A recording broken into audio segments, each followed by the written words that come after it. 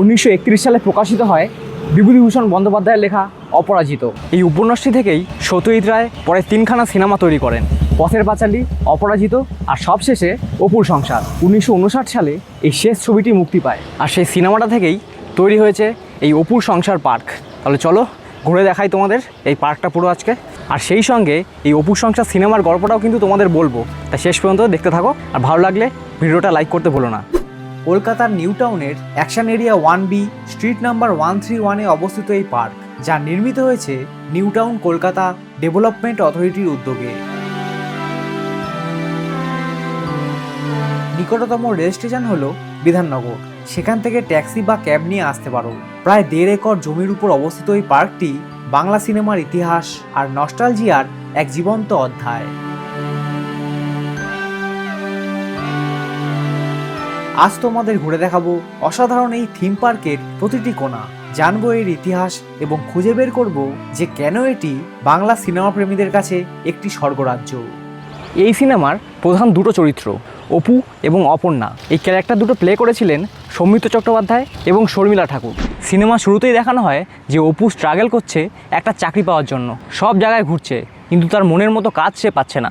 একটা বাড়িতে সে ভাড়া থাকতো কিন্তু বাড়ির ভাড়াটাও সে ঠিকমতো দিতে পারতো না, ওই জন্য হঠাৎ একদিন তার সেই বাড়িতে এসে উপস্থিত হয় তার বন্ধু ফুলু, এবং সেখান থেকেই তার জীবনের মোড় ঘুরতে শুরু করে।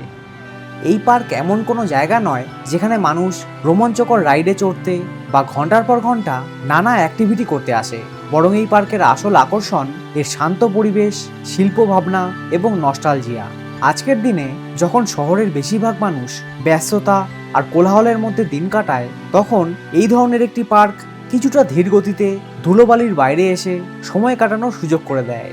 এখানে সবুজ ঘাসের উপর দিয়ে হাঁটতে হাঁটতে, ছোট ছোট জলাশয়ের ধারে বসে কিংবা চারপাশের শিল্পকর্ম আর স্থাপত্য দেখতে দেখতে সহজেই কিছুটা নিরিবিলিতে সময় কাটানো যায়। এই অপুর সংসার পার্কে সবচেয়ে বেশি ভালো লাগবে যদি পরিবার বা কোনো কাছের মানুষের সঙ্গে আসো।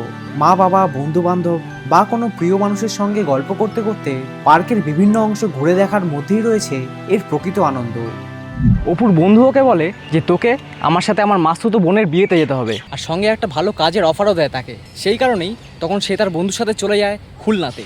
কিন্তু বিয়ের দিন দেখা যায় যে ছেলের সাথে অপর্ণার বিয়ে ঠিক হয়েছে সে একেবারে বদ্ধ পাগল। বিয়ের দিনই তার মাথা বিগড়ে যায়, তাই বাধ্য হয়ে সেই বিয়ের পিঁড়িতে বসতে হয় অপুকে, এবং তারপরেই শুরু হয় অপু আর অপর্ণার মধ্যে প্রেমের গল্প। যারা ফটোগ্রাফি ভালোবাসো তাদের জন্য জায়গাটা বেশ আকর্ষণীয়। লাল ইটের স্থাপত্য, সবুজ লন, বাঁকানো পথ, ছোট সেতু আর জলাশয়, সব মিলিয়ে এখানে অনেক সুন্দর সুন্দর ফ্রেম পাওয়া যায়। সোশ্যাল মিডিয়ার জন্য ছবি তোলা বা ভিডিও শুট করার জন্য এটি একটি চমৎকার লোকেশন। আর সত্যজিৎ রায়ের সিনেমার ভক্ত হলে তো কোনো কথাই নেই, তাহলে এই পার্কের অনুভূতি তোমার কাছে আরও বিশেষ হয়ে উঠতে পারে। এখানে দেখো পার্কের একটা সাইডে রেল লাইনের মতো ডিজাইন করা রয়েছে, এর সঙ্গেও কিন্তু একটা গল্প আছে। অপুর বাড়িটাও ছিল এরকম একটা রেল লাইনের ধারে। একদিন সে রেল লাইনে এসে উপস্থিত হয় আত্মহত্যা করার জন্য। ট্রেনের শব্দ পেয়ে লাইনের ওপর চোখ বন্ধ করে দাঁড়িয়ে থাকে অপু। একটা কুকুরের কান্নার শব্দ পেয়ে যখন চোখটা খোলে সে, তখন দেখতে পায় ট্রেন চলে যাচ্ছে পাশের লাইন দিয়ে একটা কুকুরকে চাপা দিয়ে। কিন্তু অপু কেন এই আত্মহত্যার পথ বেছে নিয়েছিল? সন্তান হওয়ার আগে অপর্ণা চলে যায় তার নিজের বাড়িতে। একদিন হঠাৎ অপর্ণার বাড়ি থেকে অপুর কাছে খবর আসে যে অপর্ণা সন্তান প্রসব করতে গিয়ে মারা গেছে। সেই সময় থেকেই অপুর জীবন একেবারে অন্ধকারে ঢেকে যায়। কষ্ট সহ্য করতে পারবে না বলে সে মৃত্যুশয্যায় কিন্তু অপর্ণাকেও দেখতে যায়নি। 2020 সালের নভেম্বর মাসে কিংবদন্তি অভিনেতা সৌমিত্র চট্টোপাধ্যায়ের মৃত্যুর পর পশ্চিমবঙ্গ সরকার তার স্মৃতিকে সম্মান জানাতে একটি বিশেষ থিম পার্ক তৈরির পরিকল্পনা করে।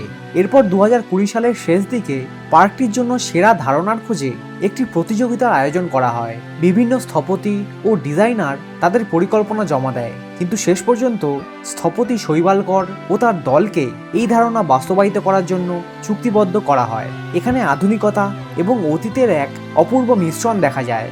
নতুন প্রজন্মকে সত্যজিৎ রায় ও সৌমিত্র চট্টোপাধ্যায়ের মতো শিল্পীদের প্রতিভা সম্পর্কে অবগত করাই ছিল এই পার্কটি তৈরির মূল উদ্দেশ্য। এর নির্মাণ কাজ শুরু হয় 2021 সালে এবং প্রায় 9 মাস ধরে কাজ চলে। পরের বছর সৌমিত্র চট্টোপাধ্যায়ের মৃত্যুবার্ষিকী উপলক্ষে এই পার্কটার উদ্বোধনের পরিকল্পনা করা হয়েছিল এবং সেই সময়েই এটি সাধারণ মানুষের জন্য খুলে দেওয়া হয়েছিল। পুরো প্রকল্পে 2.5 কোটি টাকা ব্যয় হয়েছিল। এই পার্কের নকশা এমনভাবে তৈরি করা হয়েছে যাতে দর্শনার্থীরা অপুর জীবনযাত্রার একটি অনুভূতি পান। তাই এখানে দেখা যায় ছোট ছোট জলাশয়, রেল লাইনের আদলে তৈরি পথ, লাল ইটের স্থাপত্য এবং অপুর বাড়ির অনুপ্রেরণায় তৈরি একটি বিশেষ ভবন। অপর্ণা মারা গেলেও তার সন্তান কিন্তু ভালোই ছিল, কিন্তু তাকে দেখতেও যায়নি অপু। 5 বছর পর তার সেই বন্ধু ফিরে আসে। সে এসে জানতে চায় যে কেন তুই নিজের সন্তানের দায়িত্ব নিচ্ছিস না। শেষ পর্যন্ত অপুকে রাজি করিয়ে ফিরিয়ে আনতে সক্ষম হয় সে। সিনেমার শেষ দৃশ্যে দেখা যায় অপু এইভাবে তার ছেলে কাজলকে নিজের কাঁধে চাপিয়ে নিয়ে আসছে তার বাড়িতে। সামনে যে বাড়িটা দেখতে পাচ্ছ, এটা হচ্ছে অপুর বাড়ি। চল ভিতরে ঢুকে দেখা যাক।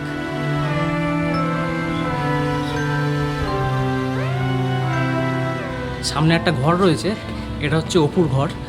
অপুর পুরো নাম ছিল অপূর্ব কুমার রয়, তাই জন্য একে রয়। যদিও সিনেমায় এত সুন্দর ঘর ছিল না তার, ভিতরে অপু আর অপর্ণার খাট আর নিচে খাবার থালা গ্লাস সাজিয়ে রাখা হয়েছে। আর অপু কিন্তু খুব ভালো লিখতেও জানতো, তাই জন্য এখানে চেয়ার টেবিলও রয়েছে দেখো। আর এই বাড়িটা দেখো অসম্পূর্ণ, মানে পুরো তৈরি হয়নি, দরজা জায়গাগুলো ফাঁকা। তার কারণ হলো অপুর জীবন অপর্ণাকে ছাড়া অসম্পূর্ণ ছিল, তাই এই বাড়িটাও অসম্পূর্ণ রাখা হয়েছে।